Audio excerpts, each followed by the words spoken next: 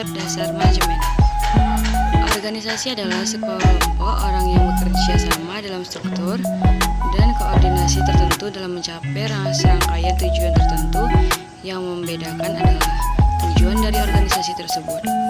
Ada yang bertujuan mencari keuntungan secara finansial dan tidak mencari keuntungan secara finansial. Manajemen adalah sebuah proses yang dilakukan untuk mewujudkan tujuan organisasi melalui rangkaian kegiatan berupa perencanaan, pengorganisasian, pengarahan, dan pengendalian orang-orang serta sumber daya organisasi lain. Sumber daya organisasi itu ada 5. Yang pertama SDM, kedua SDV, SDI, SDK, dan SDA. Sesuai pada gambar di atas. Fungsi-fungsi manajemen. Yang pertama perencanaan, kedua pengorganisasian, ketiga pengimplementasian, dan keempat pengendalian. Fungsi operasional dari manajemen.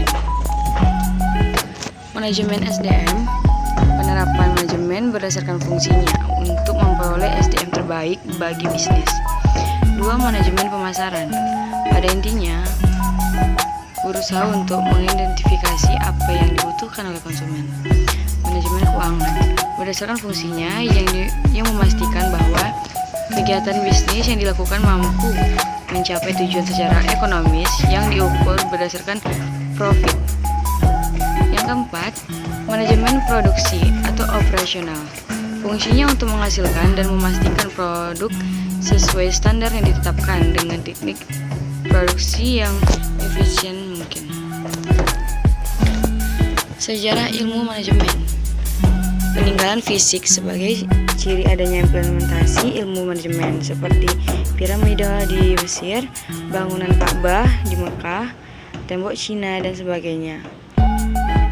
Peninggalan fisik tersebut menggambarkan adanya aktivitas yang teratur dan bertahap di masa lalu yang di saat ini dinamakan manajemen. 3 kelompok pemikiran terdahulu dalam ilmu manajemen.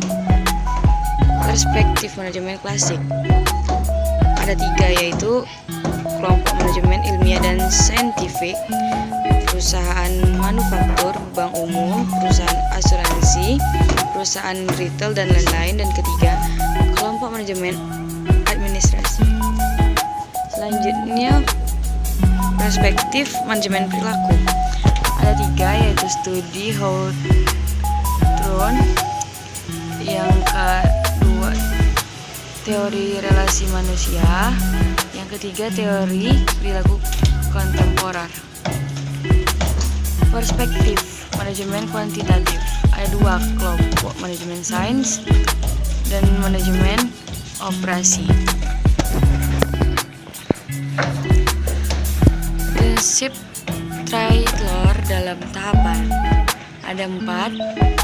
Merumuskan pendekatan dalam setiap jenis pekerjaan untuk menggantikan pendekatan yang lama yang sudah dianggap baku. Dan kedua, secara ilmiah dilakukan seleksi atas tenaga kerja dan pemberian pelatihan bagi tenaga kerja agar dapat menjalankan tugas sebagaimana dijelaskan dalam langkah pertama. 3.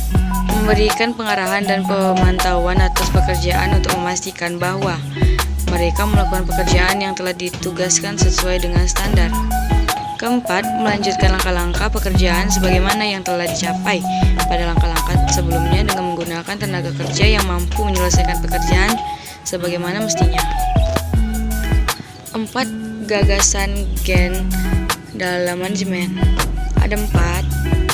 Yang pertama, kerjasama yang saling menguntungkan antara tenaga kerja dan pemimpin.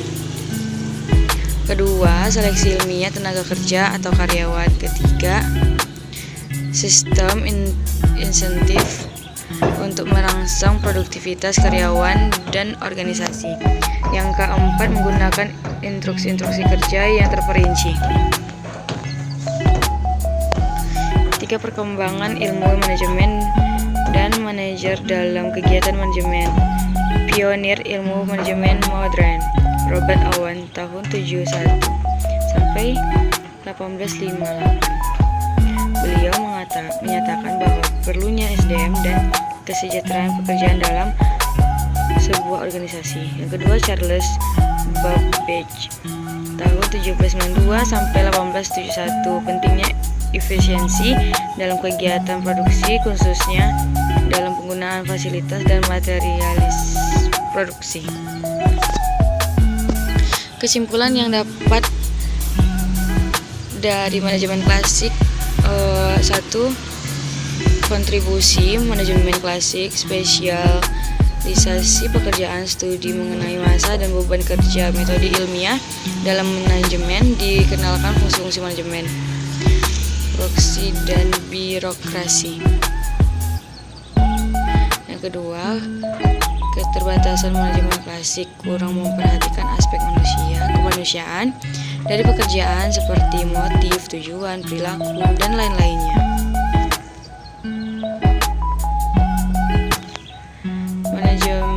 Manager must see the big picture.